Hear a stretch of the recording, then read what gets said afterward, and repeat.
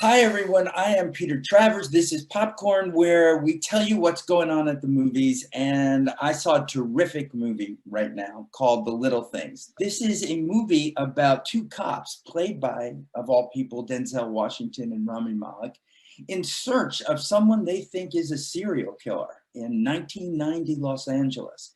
And this guy that they focused on is played by my guest today, Jared Leto, who really gives them a run for their money in terms of letting them twist in the wind, deciding whether his character is guilty. Is he a serial killer? Is he not?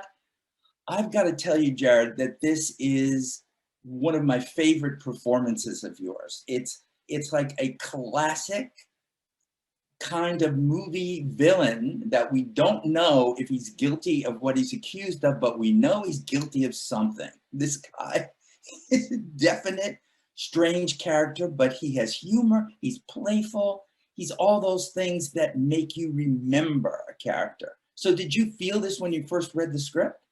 No. No. I said, what is this? I don't want to do this. Yeah, that was actually that was my response. I thought, maybe I should explore different territory. I've kind of danced on the darker side of the moon a bit. And, I thought maybe this wasn't the right thing to do. And then after talking to John Lee Hancock and, I realized that there could be an opportunity here. He seemed really open. I said, if we're going to do this together, I'd like to kind of use it as an exercise in transformation and to really try to sculpt this wild man, Albert Sparma, into something quite unlike anything I'd done before. So he seemed really game, and the prospect of working with Denzel Washington, one of my heroes, Yeah. and then Rami Malek in the mix, it was, I just couldn't say no. And what I love about you working with them is that, yes, Albert, your character, really tries to drive the both of them crazy.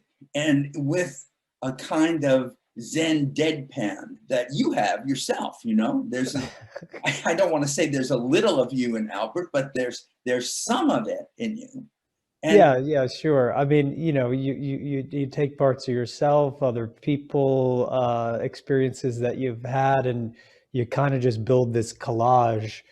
Uh, and with Albert Sparma, it was head to toe, from the walk to the voice. I had different color eyes, different nose, different teeth. I had some other prosthetics, different way of carrying myself, and it was quite exciting to put this guy to life and to really, take a risk and push things right up to the edge, and hopefully not cross over into absurdity.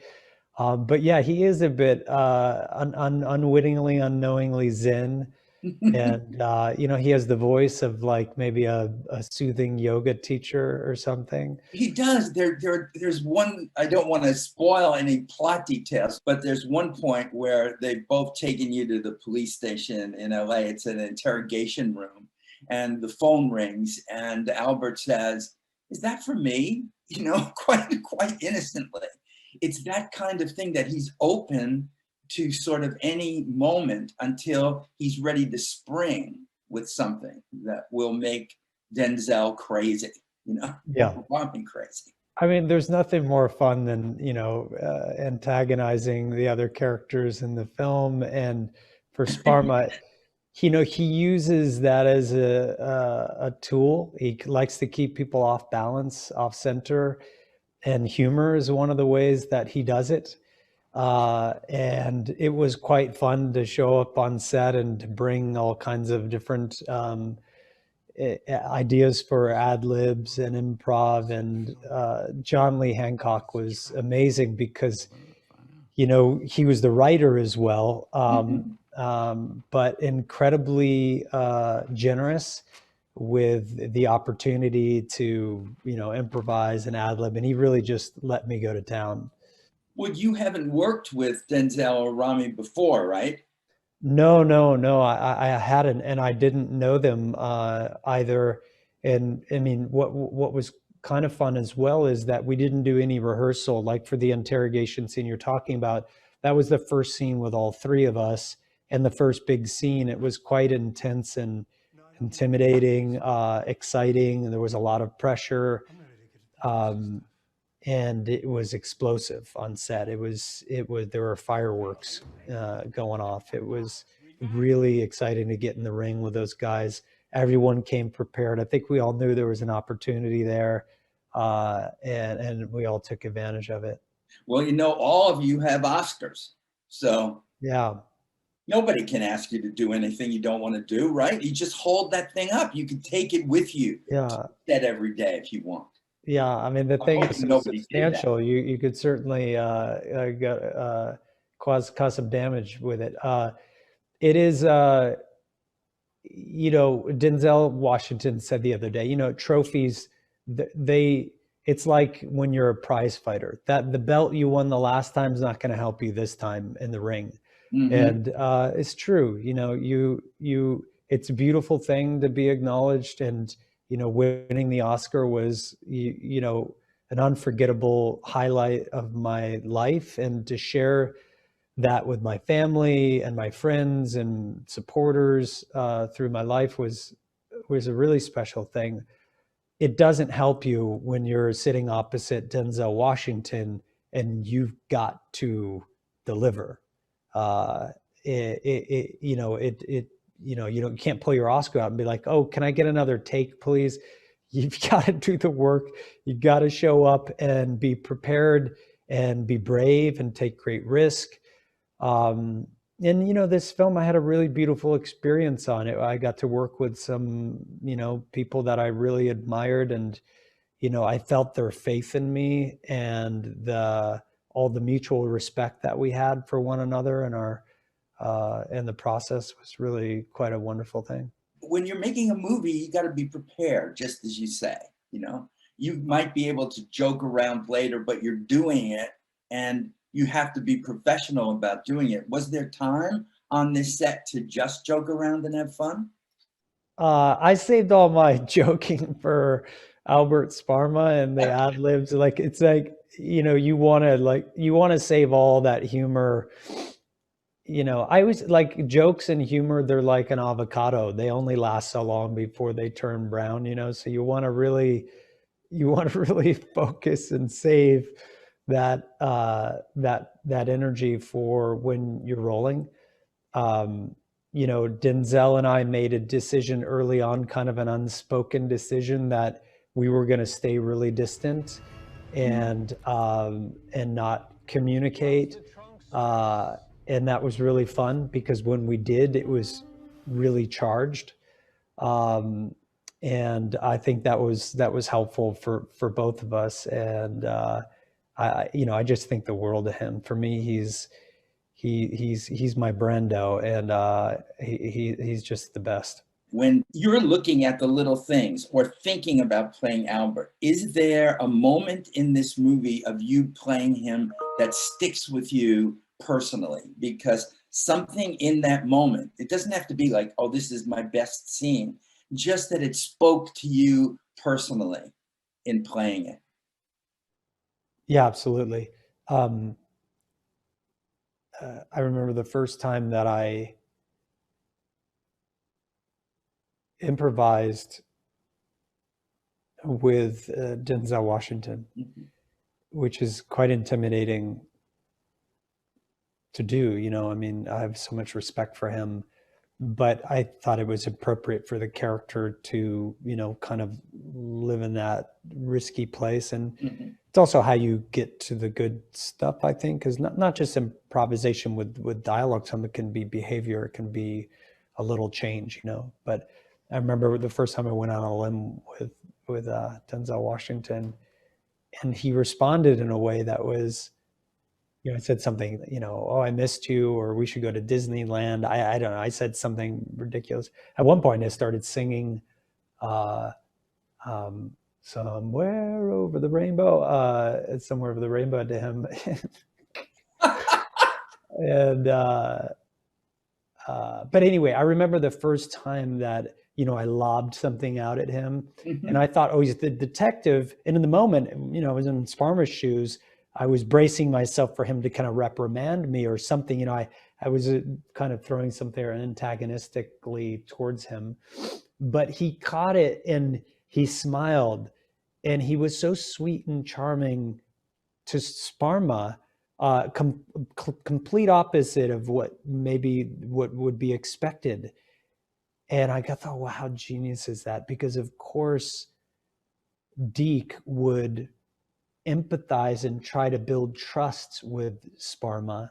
And he gave me that $1 billion Denzel. Yeah, no, it's $1 billion, all right. Yeah. Yeah, $1 billion smile. And he responded, I missed you too, or something like that. And I was just like, yes, you know, I just thought, wow, this is going to be incredible, because I'm going to be able to give, and he's going to give back even more than I, you know, would ever expect. And every time I caught his eye, you know, there'd be a twinkle in his eye or a change, or, you know, he's just so incredibly instinctive and sensitive and in the moment.